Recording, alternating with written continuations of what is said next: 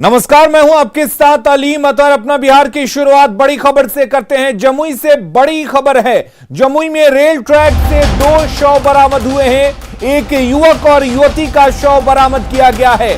Chaura halt के पास rail track से यह शव मिला है और लठाने गांव के ये दोनों रहने वाले बताए जा रहे हैं। तो बड़ी खबर इस वक्त जमुई से, जहां पर एक युवक युवती का शव मिला है। चौरा हॉल्ट के पास से यह शव मिला है और जमुई के लठाने गांव के दोनों रहने वाले थे, जिनका शव रेलवे ट्रैक से मिला है।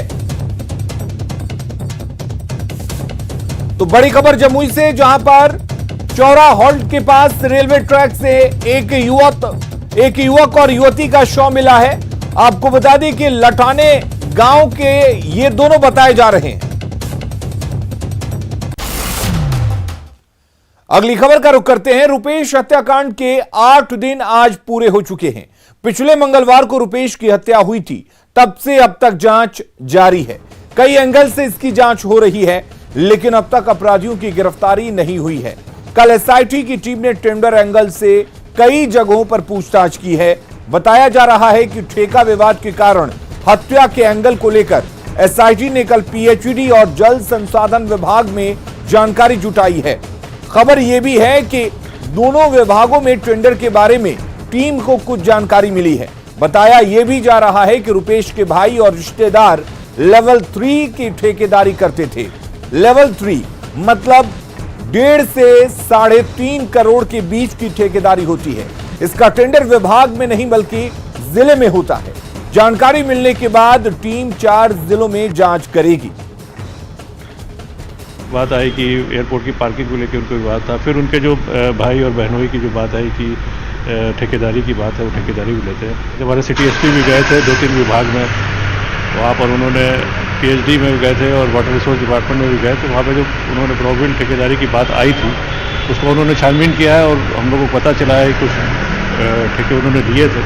देखिए, मल्टीपल मोटिव्स आ रहे हैं और सभी पे अनुसंधान हम लोग कर रहे हैं और हम लोग पैरेलल कई दिशा में हम लोग अपने इंटेलिजेंस को गैदर कर रहे हैं और टेक्निकली भी अनुसंधान बढ़ा रहे हैं। एसटीएफ भी लगी हुई है। हम लोग को उम्मीद है कि हम लोग जल्दी केस क्रैक करेंगे।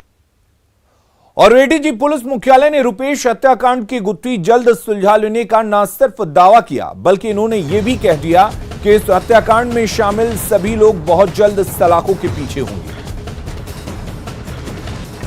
चल रहा है और सभी दिशाओं में चल रहा है। जो भी सूत्र मिल रहे हैं या जिस प्रकार की भी जो है सूचनाएं मिल रही हैं, उनका वेरीफाई किया जा रहा है विभिन्न टीमों के द्वारा। राज्य के अंदर भी और जहां आवश्यकता पड़ रही है राज्य के बाहर भी उनका सत्यापन किया जा रहा है। कुछ लीड्स मिले हैं जिस पर वर्क किया जा रहा है। उम्मीद रखिए कि शीघ्र ही हम हत्या के कारणों तक पहुंच सकेंगे और कांड का उद्भेदन हो। और बात गोपालगंज की, जहां प्रेम प्रसंग में एक शख्स की बांध कर पिटाई की गई है, वो भी निर्वस्त्र करके। बताया जा रहा है कि युवक को रात भर पीटा गया और तस्वीरों में आप साफ देख सकते हैं कि नग्न हालत में एक युवक ग्राउंड में बैठा हुआ है। यह पूरा मामला कुचायकोट के बलथरी गांव का है, जबकि पीड़ित युवक नगर थाना के सरिया वार्ड नंबर 1 का रहने वाला बताया जा रहा है। युवक की पिटाई के बाद आरोपियों ने उसका जबरन बयान लिया और इसे सोशल मीडिया पर शेयर कर दिया। पीड़ित युवक के शरीर पर कई जगह गहरे जख्म के निशान हैं और इस घटना के बाद से ही पीड़ित युवक डिप्रेशन में है। जानकारी के मुताबिक पीड़ित युवक का नाम चंदन कुमार तिवारी है। वो नगर थाना के सरिया वार्ड नंबर 1 का निवासी जितेंद्र तिवारी का पुत्र है, जिसका प्रेम प्रसंग बलथरी गांव के किसी युवती के साथ चल रहा था। मैं से मिलने आया था बलथरी गांव में और समाज के सामने और गांव के सामने मैं बदनाम करने के लिए आया था। मैं के नाम से फेसबुक अकाउंट चलाता था। मैं उसके न्यूड फोटोज और वीडियोस में उसको बदनाम करने के लिए डालता था। मेरे ऊपर एफआईआर भी किया गया था लेकिन उसके बाद में मैं नहीं माना और मैं वो डालते रहा फेसबुक पर। और अब बात साइबर अपराधियों के बढ़ते आतंक की, जो एटीएम क्लोन के जरिए पैसे उड़ाने का काम करते हैं। गोपालगंज पुलिस ने साइबर अपराधियों के साजिश को नाकाम करते हुए जिले के नगर थाने के एक एचडीएफसी बैंक के एटीएम से डिवाइस जब्त किया है। जिसे साइबर शातिरों ने एटीएम कीपैड के नीचे लगा रखा था। शातिर इसके जरिए डेटा की चोरी करते थे, फिर ग्राहकों को चूना लगाने का काम करते थे। लेकिन पुलिस ने इस पूरी साजिश को नाकाम कर दिया है और डिवाइस को जब्त कर लिया। पुलिस ने 2 अज्ञात अपराधियों के खिलाफ एफआईआर भी दर्ज किया है और सीसीटीवी फुटेज के आधार पर साइबर शातिरों तक पहुंचने की जुगत में जुट गई है। एटीएम में ये जादवपुर चौक पर स्थित है, उसमें एक स्कैन लगा करके एक डिवाइस वाला मामला आया है, जिसमें अनुसंधान किया जा रहा है। एफआईआर दर्ज की गई है और उस पर लगातार कार्रवाई की जा रही है। सीसीटीवी फुटेज खंगाला जा रहा है, आगे कार्रवाई की जाएगी। कितने एटीएम में इस तरह का लगाया गया है? अभी तक में पता चला है। और अब आइए हम आपको ग्राफिक्स के जरिए बताते हैं कि वो कौन सी 3 डिवाइस हैं जिसके जरिए साइबर अपराधी एटीएम कार्ड की क्लोनिंग करते हैं, फिर चूना लगाने का काम करते हैं। आप अपने टीवी स्क्रीन पर देख रहे हैं, ये वही 3 डिवाइस हैं जिसके जरिए क्लोनिंग का पूरा खेल होता है। और ये 3 डिवाइस हैं स्कीमर, कैमरा, रीडर और राइटर डिवाइस। यही वो 3 डिवाइस हैं जिसे क्लोनिंग का खेल होता है।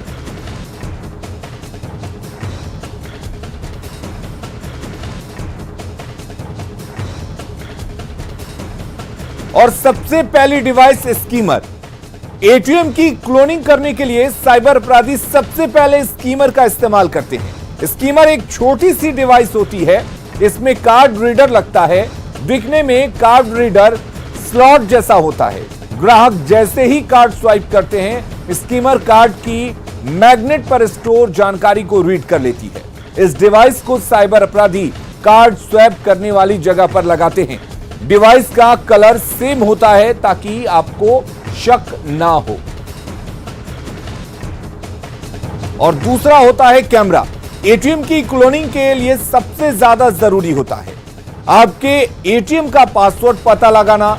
इसके लिए साइबर अपराधी एटीएम के कीबोर्ड के ऊपरी हिस्से की बॉडी में उसी रंग का प्लेट में चिप लगा हुआ कैमरा लगाते हैं। जैसे ही यूजर कीबोर्ड में पासवर्ड एंट्री करता है, उसी वक्त कैमरा उसे कैद कर लेता है।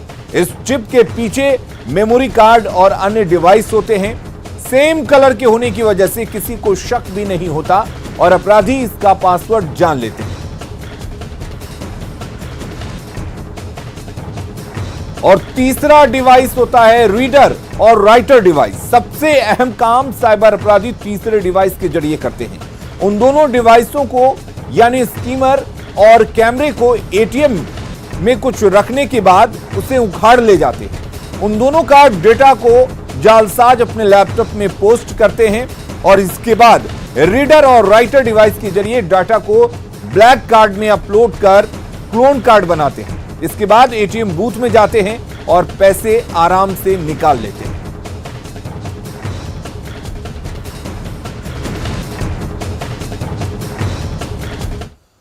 और अब बात शराबबंदी वाले बिहार की, जहां पूर्ण शराबबंदी होने के बाद भी शराब माफिया अन्य प्रदेशों से शराब की तस्करी कर रहे हैं, वो भी नए नए तरकीब अपनाकर।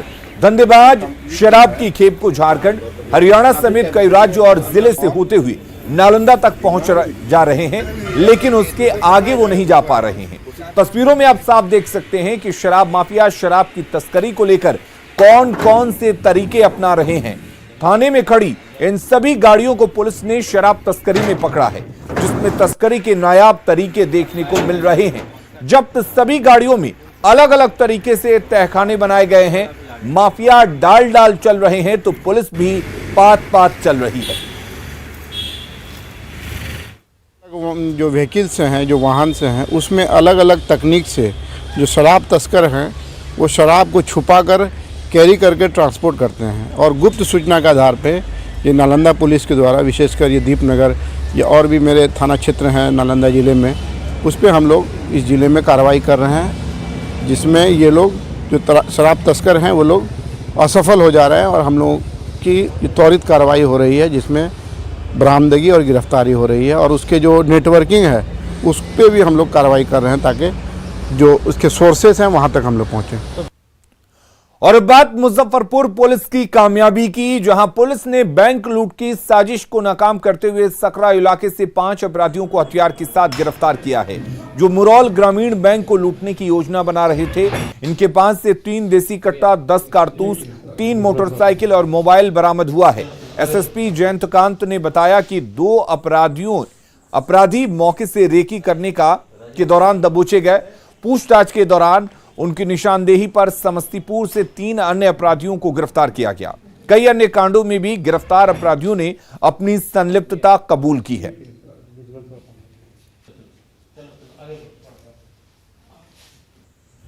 पांच व्यक्तियों को अरेस्ट किया गया, जिनके पास से कंट्रीब्यूट वेपन, गोलियां और बाइकें बरामद की गई। और जब इनसे पूछताछ की गई तो इन्होंने सकरा थाना क्षेत्र में लगभग जो 6 घटनाएं हैं, जिसमें एक चावल व्यवसायी से, इसके अलावा 3 घटनाएं बाइक लूट की और बैंक के लोगों की, बैंक से जो पैसा निकाल के लोग निकल रहे हैं उनके साथ लूटपाट की 6 घटनाओं में अपनी संलिप्तता स्वीकार की है।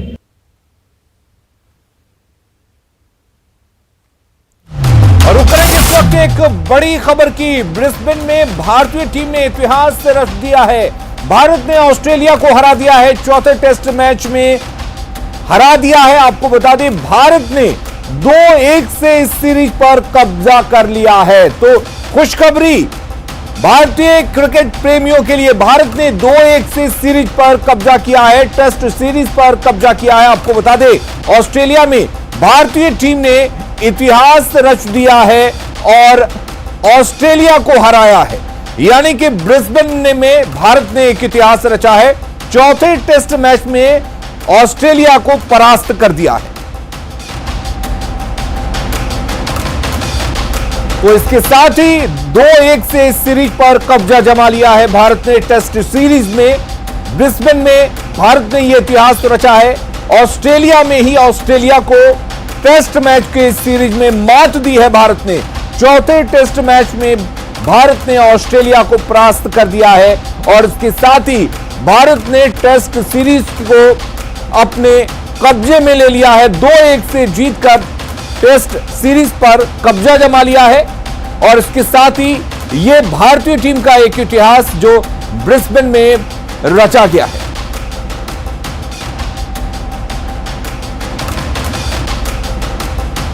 तो भारत ने 2-1 से सीरीज पर इसके साथ ही कब्जा जमा लिया। आपको बता दें कि जिस तरीके से T20 और वनडे की सीरीज में भारत को कई मुश्किलों का सामना करना पड़ा था और वहीं भारत ने अपनी स्थिति को सुधारते हुए टेस्ट सीरीज पर कब्जा किया है और चौथे टेस्ट मैच में परास्त कर दिया है। इसके साथ ही आपको बता दें, यह अपने आप में एक इतिहास है और ऑस्ट्रेलिया में घुसकर ऑस्ट्रेलिया को मात दी है भारत ने। ब्रिस्बेन में भारत ने यह इतिहास रचा है, 2-1 से सीरीज पर कब्जा किया है। चौथे टेस्ट मैच में भारत को शानदार जीत मिली है। तो ब्रिस्बेन टेस्ट में भारत की ऐतिहासिक जीत हुई है और ऑस्ट्रेलिया में इसके साथ ही भारतीय टीम ने इतिहास रच दिया है। टेस्ट सीरीज में ऑस्ट्रेलिया में घुसकर ऑस्ट्रेलिया को मात दी है।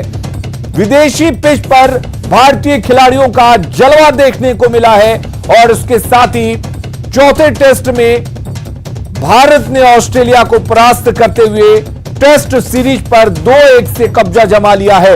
89 रन बनाकर पंत नॉट आउट रहे हैं और आपको बता दें कि लगातार पंत अच्छी बल्लेबाजी करते नजर आए और ऑस्ट्रेलियाई गेंदबाजों को धूल चटा दिया उन्होंने।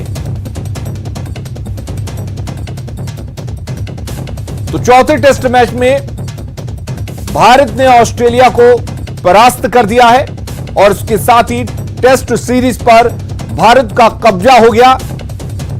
ऑस्ट्रेलिया में ब्रिस्बेन में इतिहास रचा है भारतीय टीम ने और इसके साथ ही भारतीय क्रिकेट प्रेमियों के चेहरे खिल गए हैं और एक बड़ी जीत इसे कह सकते हैं, एक बड़ी कामयाबी कह सकते हैं भारतीय टीम के लिए।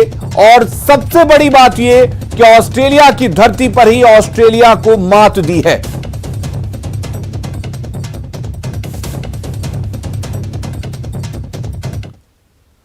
भारत में एक अनोखे हैकथॉन का आयोजन हो रहा है जिसका नाम है ट्राइकोथॉन। मकसद है भारत के खेल और खिलौनों को दुनिया के कोने कोने तक पहुंचाना। पहली बार भारत में इसका आयोजन हो रहा है।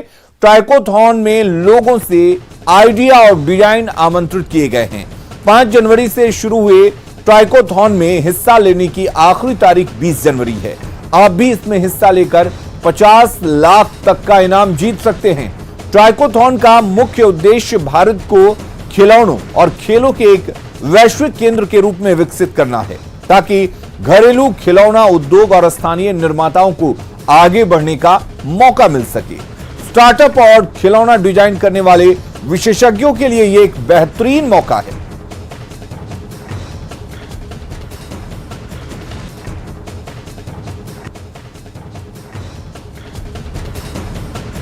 अगली खबर का रुख करते हैं। छपरा के तुरैया के गंडार गांव स्टेट हाईवे पर स्थित मनिया पुल की रेलिंग तोड़ पेट्रोल से भरा टैंकर नदी में गिर गया।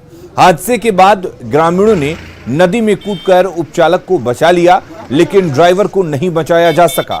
बताया जा रहा है कि हादसा कोहरे के कारण हुआ है। ड्राइवर सड़क कोहरे के कारण देख नहीं सका और पुल की रेलिंग तोड़ते हुए नदी में जा गिरा। खलासी को इलाज के लिए अस्पताल में भर्ती कराया गया है, जिसकी पहचान मुजफ्फरपुर जिला के चैनपुर बांगरा निवासी रशीद आलम के रूप में हुई है। एलजेपी अध्यक्ष चिराग पासवान ने लॉ एंड ऑर्डर को लेकर सीएम नीतीश पर निशाना साधा है। एक के बाद एक के बाद एक के बाद एक के बाद एक हत्याएं हो रही हैं। बड़े बड़े लोगों की, ऐसे लोगों की जो कि समाज में जाने माने लोग हैं, जो कि एक अपना अलग रसूख रखते हैं, ऐसे लोगों की भी जिस तरीके से हत्याएं हो रही हैं, ये चिंता का विषय है। मौजूदा मुख्यमंत्री जो कि हमारे प्रदेश के गृह मंत्री भी हैं, मैं उम्मीद करता हूं कि वो कम से कम अब इसके ऊपर कोई कड़ी कार्रवाई करेंगे। और चिराग पासवान पर हिंदुस्तानी आवाम मोर्चा के प्रमुख जीतन राम मांझी ने निशाना साधा है। मांझी ने ट्वीट कर लिखा है कि चिराग पासवान जी, आप बिहार आते कब हैं कि आपको डर लगेगा। वैसे 2020 के चुनाव में बिहार की जनता मालिक ने स्पष्ट तरीके से बता दिया कि सूबे की आवाम को सबसे ज्यादा डर आपसे और आप जिसकी मदद कर रहे थे उनसे लगता है, तभी तो आपको और आपके छोटे भाई को सत्ता से दूर रखा है।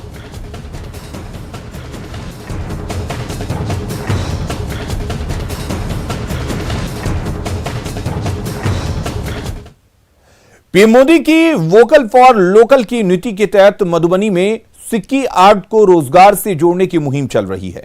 भारत सरकार ने कपड़ा मंत्रालय से संबंध हस्तशिल्प विभाग की ओर से महिलाओं को मदद दी जा रही है।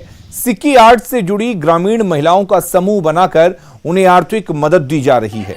साथ ही अलग अलग इलाके में ट्रेनिंग प्रोग्राम चलाकर अधिक से अधिक महिलाओं को जोड़ा जा रहा है। इन कलाकारों के उत्पाद को देश विदेश के बाजारों तक पहुंचाने के लिए हस्तशिल्प विभाग ने एक कंपनी भी बनाई है। देखते हैं संवाददाता अमित रंजन की ये रिपोर्ट। मधुबनी में जो सिक्की आर्ट से जुड़े कलाकार हैं, इन लोगों का कहना है कि इन्हें वाहवाही तो हमेशा मतलब सालों से बहुत ज़्यादा मिलती रही है, लेकिन मधुबनी पेंटिंग के मुकाबले सिक्की आर्ट को अभी तक बाजार नहीं मिल पाया है। ऐसे में कलाकारों का कहना है कि वो जब तक रोजी रोटी से उनका कला नहीं जुड़ेगा, उन लोगों को कोई खास इसका फायदा नहीं होगा और ऐसे जो मधुबनी की पहचान रही है सिक्की आर्ट, वो भी धीरे धीरे खत्म होती जाएगी। लेकिन भारत सरकार का जो ये कपड़ा मंत्रालय है, उसके द्वारा कुछ केंद्र के सरकार के तहत कुछ योजनाएं बनाई गई हैं, जिसके तहत कलाकारों को फिर से अपने कला से जोड़ने के लिए यहाँ कुछ ग्रुप बनाया गया है। यहाँ जो कुछ अभी मधुबनी में कुछ कलाकार, यहाँ एक सेमिनार का आयोजन हुआ है जिसमें कुछ कलाकार जमा हुए हैं। आइए जानते हैं क्या इन लोगों को क्या अभी उन योजनाओं का क्या फायदा मिल रहा है। ये बताइए, क्या नाम हुआ आपका? रेखा देवी सर। रेखा देवी। हाँ। तो आप लोग सिक्की आर्ट बनाती रही हैं, मतलब शुरू से ही सिक्की वाला काज करते रही है। हाँ। अहाँ सबके जना बाजार नहीं मिले छे सामान सब ला ना, अखन की फायदा भ रहल छै सर? अखन फायदा भ रहल है जे रोज मिल रहल है। हमरा सबके बेरोजगार छलिए, एडी सर के द्वारा से हमरा सबके काम मिलले। सिक्की आर्ट को जो कि कंपनी बस मंत्रालय से जो जुड़ा है, तो हम लोग के 3 महीना के पहले ट्रेनिंग मिला है, अभी ट्रेनिंग चल रहा है। ट्रेनिंग मिलने के बाद में कंपनी द्वारा मार्केट मिला जाएगा, मार्केट में बिक्री होगा और मार्केट से जुड़कर हम लोग पैसा मान ली इसको हमको आमदनी होगा, अच्छा से मार्केट मिले। रूप से सिक्की भी चूंकि एक नेचुरल फाइबर है, आप जानते होंगे सिक्की एक ग्रास है, नेचुरल फाइबर है।